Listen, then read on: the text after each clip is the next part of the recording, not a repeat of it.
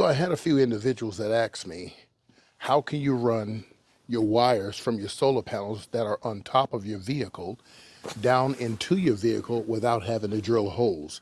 And also keeping the interior of your vehicle dry. In other words, no water leakage. There's one of two ways you can do this, and this is how I've done mine.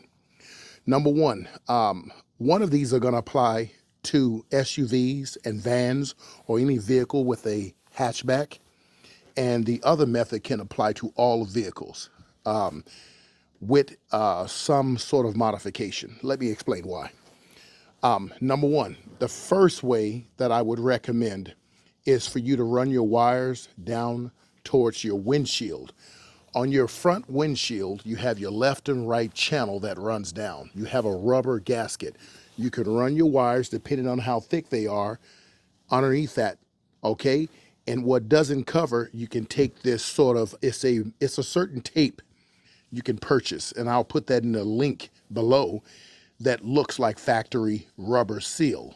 And you can put that over it and then run that wire completely down through your engine bay inside of one of about several grommets that you may have in your vehicle, depending on the model, make, and the year. And you can run that wire or your solar wires through that grommet where the other wires that enter into your vehicle. It's a huge harness that enters to the dashboard and everything. You can run it through the same area and then run it down towards the kick panel on the driver's side or passenger side, and underneath the what do you call that, the door seal, and keep running it to wherever you want it to go. That's number one. The other way, if you have a SUV, van, or some vehicle with a hatchback like this, okay, it may work for the ones that close like this, okay, but the hatchback, you can run your wires along the top. For me, I have a rooftop rack, so that way I can zip tie the wire along every area so that it doesn't, have any looseness to it. And then you can run it right here. You see, the SUV hatchbacks, typically at the top of the hatchback door, there's no rubber gasket, okay? It's just all metal. The only rubber seal you have is right here on the secondary portion of the hatchback area that enters into the vehicle. Okay, so water is meant to travel inside of your hatchback from the roof area down here, down this way, and out. The least resistance. That's how water travels. So you have the rubber gasket, a thick seal to protect water from getting inside your vehicle. So if you notice here is the solar wires. And I got these here just to show you an example. So you can run these down and you can tape these down here, okay? But when you get right here, you see I have a lighting fixture. Has two bolts here, and you can take this panel off in the inside of the interior of your vehicle and then pull, your wires through, and then make a little hole here inside the plastic portion. It's quite simple, and it is not rocket science. If you don't want to go that route, you can go underneath your seating area and all the way back, and you'll be just fine too. And then you can exit the wires and plug them into whatever system you have.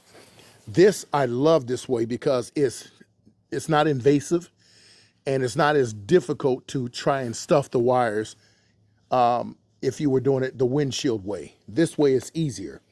And once you take off this fixture and you put these wires in there, you put the fixture back, you're set. And if you're really concerned about water getting inside the fixture, trust me, there's rubber seals here too. But you can also put a huge glunk of, what do you call it, watertight silicone there, or you can use the black silicone, which I like the black better.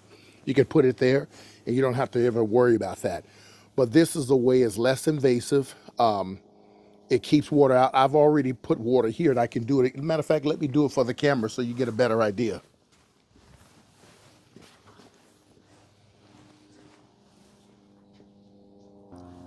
So as you see the wires, they run towards. I'm giving you an example now. Here are the wires. You can see where they come in right there. Okay, you see the rubber seal. And there's already about a nice sized gap around your entire hatchback. And so you don't have to worry about pinching the wires at all. I'm gonna take this nozzle out because I'm gonna do the pouring method, okay? And that way you folks could tell for yourself. So the first thing I'm doing is closing the trunk. You can see the wires, there's no pinching. The trunk closes perfectly. So now I'm gonna open this up here and let the water pour.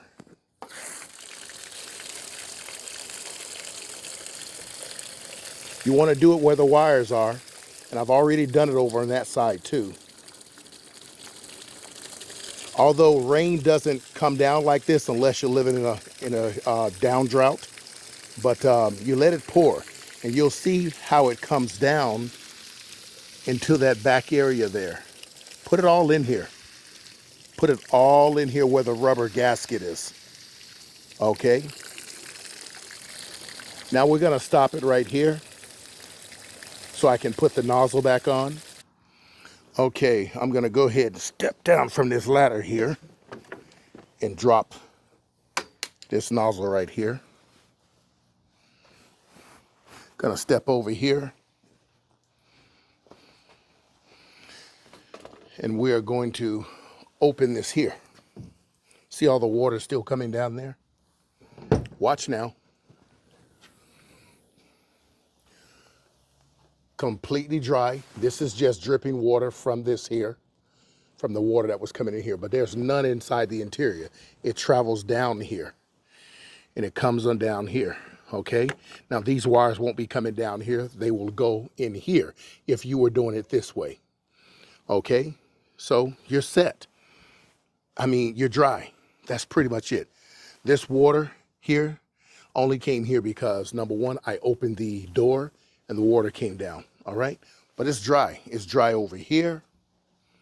On this opposing side, no water is entering the vehicle. Some dirt. I got to get up in there and get that off. But that's it. So just wanted to share that with you folks. That's about it.